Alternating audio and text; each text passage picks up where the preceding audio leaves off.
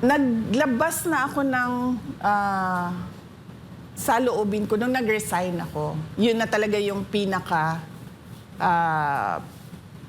kumbaga, first form of formal protest ko sa Pangulo. Sinabi ko doon, 3 yung dahilan. Unang-una, personal, dahil meron siyang pangako sa akin na hindi niya tinupad. Para niya ako mapa-oo na tatakbo akong Vice President, meron akong 2 hiningi. Isa doon, wala talaga. So okay lang yon, sabi ko, di ba? Nung ako nag-resign sa Department of Education. Okay lang yon.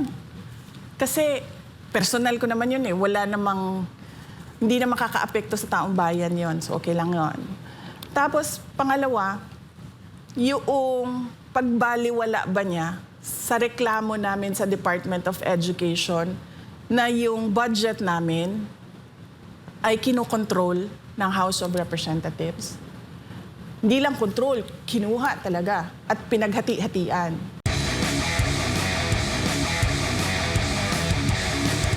Kung meron kayong sinabi na lack of loyalty ni Bongbong Marcos, pwede niyo po bang specific kung ano yung mga lack of loyalty at kanino at saan? May dala kong kopya ng speech ko tapos babasahin ko lang ulit para naiintindihan ng mga nanonood saan doon sa speech yon. So ito yon, no? Sa unang mga buwan pa lang ng aming termino, nakita ko na ang kawalan ng katapatan ni Bongbong Marcos Jr. sa mga pangakong binitawan noong kampanya, pati na sa kanyang mga sinumpaang tungkulin para sa bayan. Kasi napansin ko na wala talaga siyang sinseridad sa trabaho.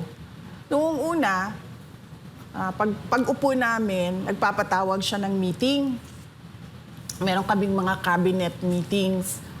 At napapansin ko dun sa cabinet meetings, wala bang structure ba na ano ang problema, pag-uusapan natin at pag-iisipan natin ang solusyon. Tapos mag-uutos ka na nun. O ikaw gawin mo ito, o ikaw gawin mo ito, ikaw gawin mo ito. Sa susunod na linggo, ibigay niyo sa akin yung resulta ng ginawa ninyo base sa pinag-usapan natin. Ganun yun eh.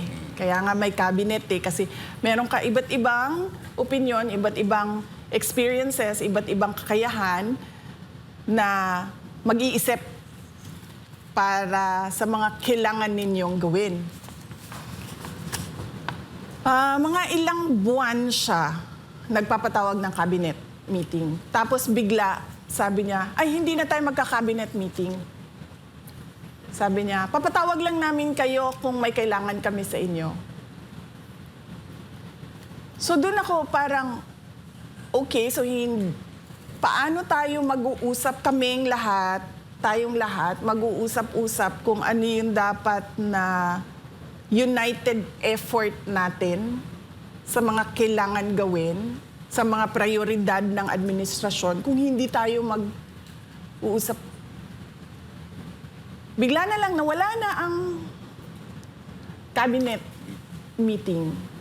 Ito kasi simula pa lang po. Oo. Hindi ko na lang maalala ngayon kung mga ilang weeks kasi ang cabinet meeting every week yan eh. So mga weeks or sabihin na natin siguro 2-3 months into the term, biglang wala na, papatawag lang namin kayo. May sinabi po ba siyang dahilan? Bakit wala ng cabinet meeting? Wala siyang sinabing dahilan. So parang ako, nagulat ako na parang ganon.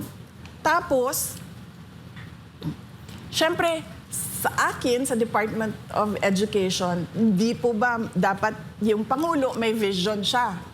Ano dapat ang mangyari sa basic education mula 2022 hanggang pagkatapos ng termino, 2028. At syempre, sasabihin mo, kailangan na pagkatapos ng 2028, ay yung susunod, meron siyang susundan na plano para hindi napuputol yung mga gagawin.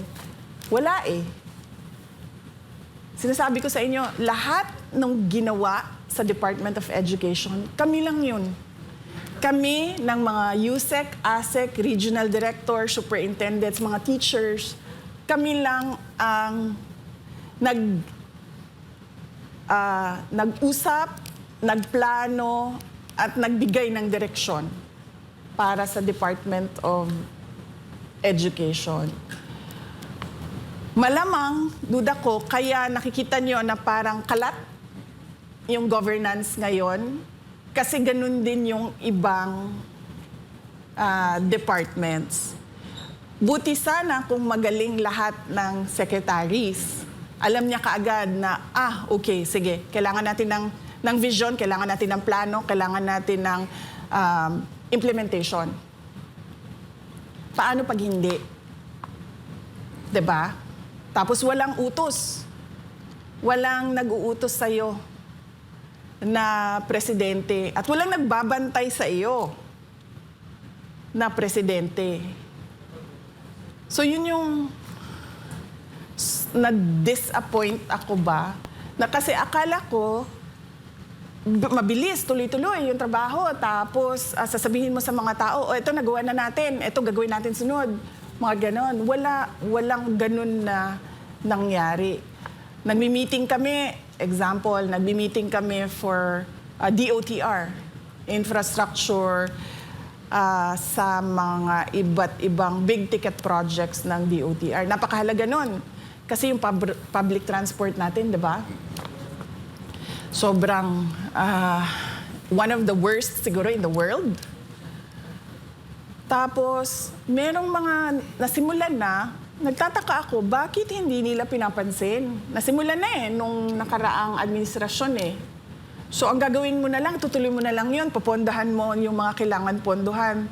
Tapos, magbebenepisyo na yung mga tao nun. Wala, hindi pinansin, hindi tinuloy. So, ako, nag-ano na talaga ako na parang tipong, naramdaman ko, the moment na naging presidente siya, yun na yun. Parang, that's it. Naging pangulo na ako at tapos na yung mission ko sa buhay. Yun yung napansin ko sa nangyari noong ako ay nasa gabinete. Pero wala po kayang inner circle na kinakausap siya kaya nagkakagano ng pamahalaan?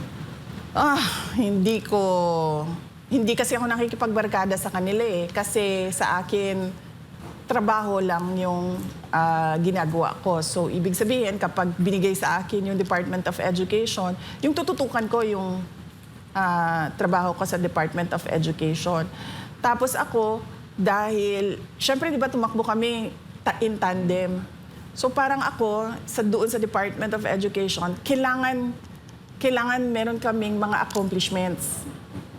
Kasi uniteam kaming tumakbo So, kailangan pagkatapos ng termino niya, merong accomplishments yung DepEd. So, ganun yung mindset ko noon. So, nung mga napapansin mo, VP, na parang teka, hindi na nagpapatawag ng cabinet meeting, tapos walang directions na binibigay sa inyo. Kayo lang yung sarili nyong effort, yung ginagawa ninyo bawat ahensya ng gobyerno. Dumating ba sa punto na kinall out mo siya, personal, tinawagan mo siya? Ano yung mga ginawa mong way para ma-communicate sa kanya yung nakikita mong mali? Hindi ko siya sinabihan kung ano ang dapat gawin. Kasi kapag nagpresenta ka bilang kandidato ng pagkapangulo, di ba dapat alam mo na yung gagawin mo? Kasi nagsabi ka sa mga tao piliin ninyo ako para maging pangulo. So ibig sabihin, alam mo na yung gagawin. Tsaka pangalawa, paniwala ko, hindi siya makikinig sa akin. Kasi vice president ako presidente siya Diba? O yan din, sige, puntahan natin sa gender. Babae ako lalaki siya So, paniwala ko that time, hindi ito makikinig. So, ang ginawa ko, tinutukan ko lang talaga yung Department of Education. Masasabi ko na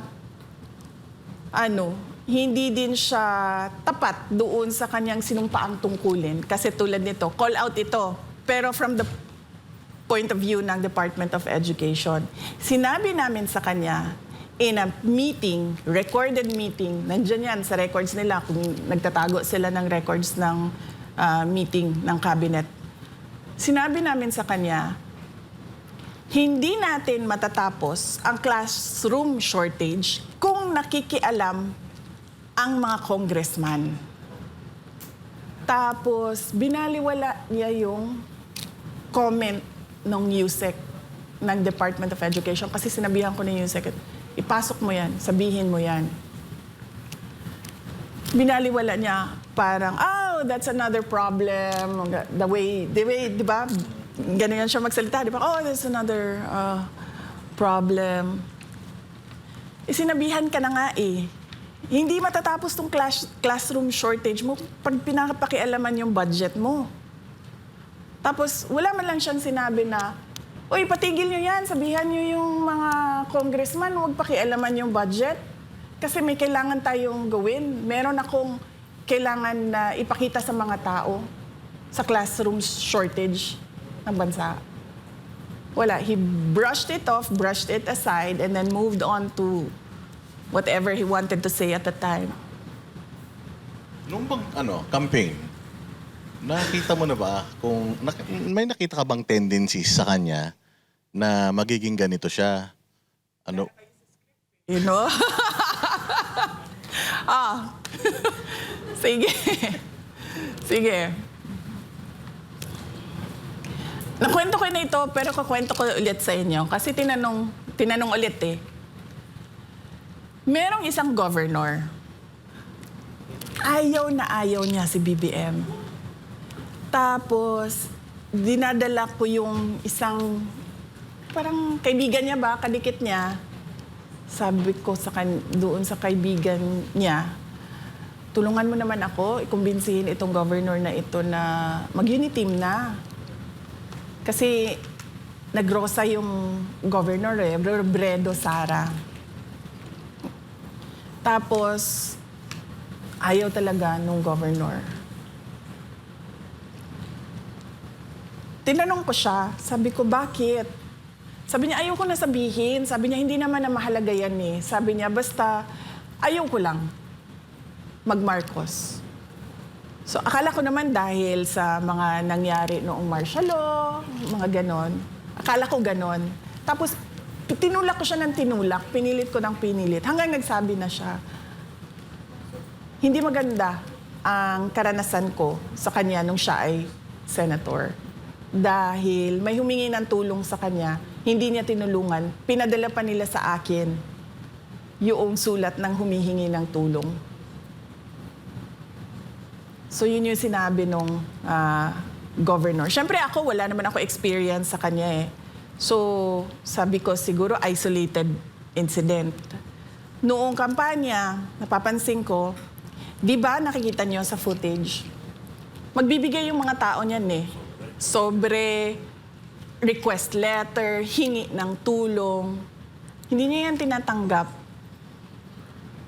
Hindi niya yan, di ba, kakamay, dadaan yung convoy, kakamay. Gaganayan na niya yan. Tapos merong isang beses, di ko alam, baka siguro ginanon na talaga yung kamay niya at ginanon yung papel. So magkatabi kami. Nahawakan niya yung papel. Tapos, hindi niya alam siguro ko itatapon niya o kinuha ko. Tapos binasa ko. Napakasimple nung pakiusap nung tao. Sabi niya, konting tulong lang sa dagdag kapital. Ako ay isang vendor. Napakaliit na bagay. Hindi niya binasa. Sabi, hindi niya man lang inattempt alamin kung ano yung kailangan ng tao. So sabi ko sa kanya, ako na nito. Sabi ko, huwag mo na isipin to, ako na. Tapos sabi niya, ikaw na ha, ikaw na bahala dyan. Sabi ko, ako na. So meron akong experience na ganyan. sa kanya. Ma'am, kung alam mo na early on na may problema, bakit it took you a lot of years pa bago nagsalita, ilabas yung saloobin niyo sa kanya? Naglabas na ako ng saloobin ko nung nag-resign ako. Yun na talaga yung pinaka, kumbaga, first form of formal protest ko sa Pangulo.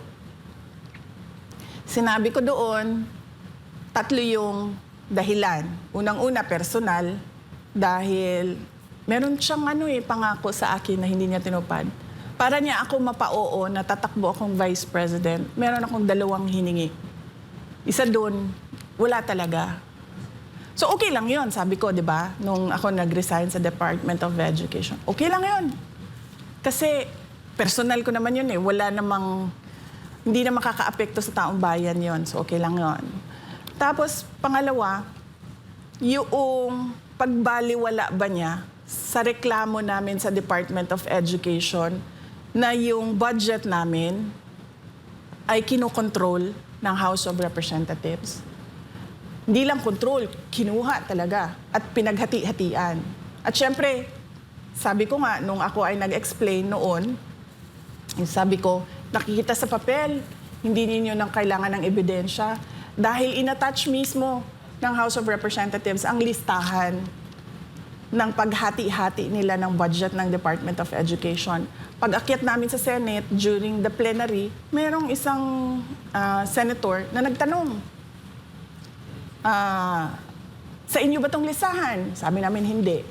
So parang nabuhayan kami doon na parang baka sa BICAM ay maayos yung budget namin, pero wala pa rin. Kaya doon ko nasabi, sabi ko 2 tao lang naman ang humahawak ng budget sa Pilipinas.